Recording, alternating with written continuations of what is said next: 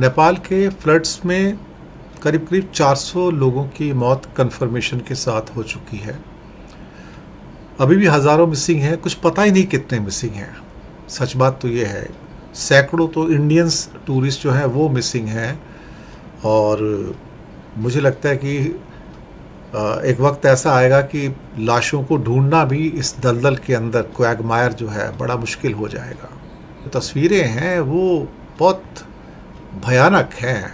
मतलब ये तस्वीरें देखकर किसी का भी ये दिल दहल सकता है कि जिस लेवल पे डिवास्टेशन हुआ है, जिस लेवल पे ऊपर से नदी आई और पूरे शहर को, गांव को, कस्बों को, डैम्स, सड़कें, पगडंडियाँ, ब्रिजेस, सबको अपने साथ लेकर चली गई। कुछ नहीं बचा और एक किस्म से सिवाय टोटल डिवास्टेशन के, विनाश के, सामने कुछ नज़र नहीं आया। इस किस्म की तस्वीरें हमने इतिहास में बहुत कम होती हुई देखी हैं। ये तस्वीरें शायद आने वाले समय में एक किस्म से कहा जाए तो हमें डराती तो रहेंगी, इसमें तो कोई शक वाली बात नहीं है। और एक किस्म से कहा जाए तो इस लेवल पे जो डिवास्टेशन है, इस लेवल पे जो बर्बादी हुई है, वो बर्बादी अपने आप में शायद दुनिया की सबसे बड़ी बर्बादियों में से एक हो सकती है, जो नेचुरल डिसास्टर है। अब यहाँ पर अगर आपका एक आधा किलोमीटर बड़ा ग्लेशियर, आधा किलोमीटर अगर बड़ा ग्लेशियर इस समय क्या कहते हैं कि फटकर नीचे गिर जाए, वो भी 1 किलोमीटर, और उससे 5.2 का भूकंप आए, तो आप सोच सकते हो कि क्या हाल हो सकता है। यही नेपाल में हुआ।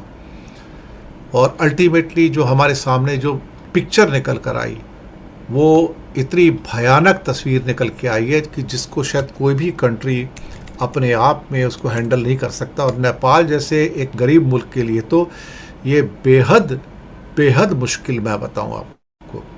लेकिन कहीं ना कहीं इस बात का जो सामने जो पिक्चर निकल कर आई है, उसे देखकर तो मेरा भी एक किस्म से देखा जाए तो किसी का भी मन रो पड़ेगा। सच कहा जाए तो जिस किस्म की बर्बादी है, लोग वहाँ पर पूरे के पूरे बह कर चले गए। डैम के अंदर 60-70 लोग वर्कर्स थे, वो बह के चले गए। पुलिस पोस्ट के 28 लोग थे, वो बह कर चले गए। कुछ समझ में नहीं आता कि हुआ क्या, कुछ समझ में नहीं आ रहा है कि हो क्या रहा है अल्टीमेटली। और क्या ये कोई वाटर बॉम्ब था चाइना की ओर से? क्या जो वहाँ पर दिन रात जो बुलडोज़र चल रहे थे उसको ज़िम्मेदार ठहराया जाए? 350 से ज़्यादा लोग मारे जा चुके हैं अब तक कन्फर्मेशन के साथ में। और अगर ऐसा हुआ था तो फिर चाइना ने चेतावनी क्यों नहीं दी? इसके अलावा कि जो तिब्बत के एरिया में भी वहाँ भी आया है, इस किस्म का ज़लज़ला आया है, लेकिन चाइना से इन्फॉर्मेशन नहीं मिली है। कहने को सुना है चीन में भी भारी नुकसान हुआ है और चीन हिमालय में भारी इंफ्रास्ट्रक्चर का वहाँ पर काम कर रहा है। और हालांकि कई हाइड्रोलॉजिस्ट का कहना है कि इस बात का कोई सबूत नहीं है कि चाइना ने फ्लड गेट्स खोले और तबाही मचाई, ऐसा कोई सबूत नहीं है, उनका कहना ये है। लेकिन कोई क्या इतने बड़े सैटेलाइट सिस्टम्स हैं, इतना बड़ा कुछ हो रहा है दुनिया में, क्या हम इस बात का अंदाज़ा नहीं लगा पाते? सारे सैटेलाइट सिस्टम फेल हो जाते हैं जो हमें इस बात की कोई वार्निंग नहीं दे पाते हैं। एक सोचने वाली बात है ना कि भाई ये सारे सैटेलाइट सिस्टम फेल हो जाते हैं क्या पूरे के पूरे? कोई काम नहीं करता क्या? ये क्या खाली बैठ के अपना बेकार की फ़ोटो लेने के लिए बनाए गए हैं? अगर ये आपको रियल टाइम इन्फॉर्मेशन नहीं दे सकते, रियल टाइम वार्निंग दे सकते, तो फिर किसके लिए बनाए गए सारे के सारे सिस्टम? इस मामले में मुझे लगता है कि सोचने की थोड़ी ज़रूरत होगी कि अल्टीमेटली हमने इतनी जो डिसास्टर मैनेजमेंट के प्लान्स बनाए, इतने सैटेलाइट छोड़े, इतना सब कुछ किया, और ये सब होने के बावजूद भी हम अपने लोगों को चेता नहीं पाते हैं।